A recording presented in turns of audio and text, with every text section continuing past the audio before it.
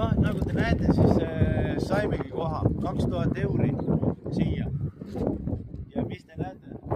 Ilus väike kalasadam. Ei ole üldse kaugel, 15 mintse sõita. Ja lõpuks sain selle koha siia, kaua läks ja lubasid algul küll, et kalkuleerivad ja bla bla bla kõik, et mul on nummer peal ja registreeritud nagu kalalaevaks. Aga sain kätte ja käisime, võtsime koha ära, siia ritta tuleb väikse kalapaadi kõrvale, näed. Siin on teised ka siuksed minusugused seisavad sinna.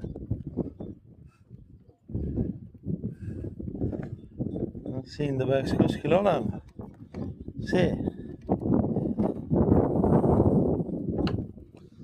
See koht. Seal üleval ongi Aasia olemas, nii et sinna saab panna need nöörid ja siin paistab, et on olemas. Siin on kõik olemas.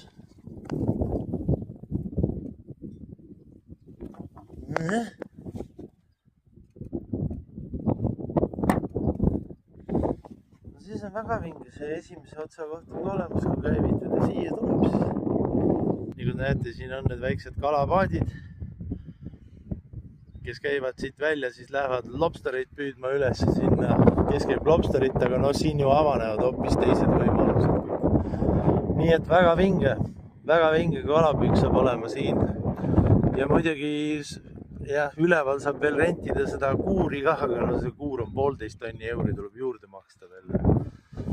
Ja siin on kõik, siin on väike kalasadam, kus seal taga on kalalaevad käivad sisse. Ma olen ise siin 3 aastat püüdnud.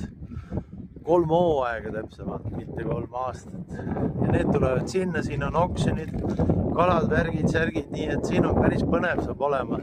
Sest nüüd, kui ütleme nii, et ühelt maalt ma tahan aktiveerida kalalisentsi ja mul leian siit lobstereid ja värgid kõik üles, siis on mul väga lihtne, siis ma võin lihtsalt kolin teise sadamasse, sõidan ja ongi kõik 5+. Ja ma vaatasin täna hommikul videoreitingut, et tellijate seas oli tõusnud, ennem oli 1,6, nüüd on 3,2, 3,1 tähendab. Nii et selles suhtes aitäh teile, nii et poole võrra on tõusnud, oleks vaja nüüd 7 peale saada, siis oleks see kanal nagu täisjõuline tööd tegema. Nii et kommenteerige ikka ja likeige.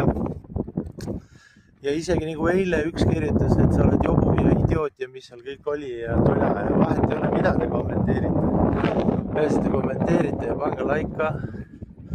Siis motiveerib rohkem siit välja sõitma ja tegema mingeid huvitavaid videosid, kuigi ma peaks.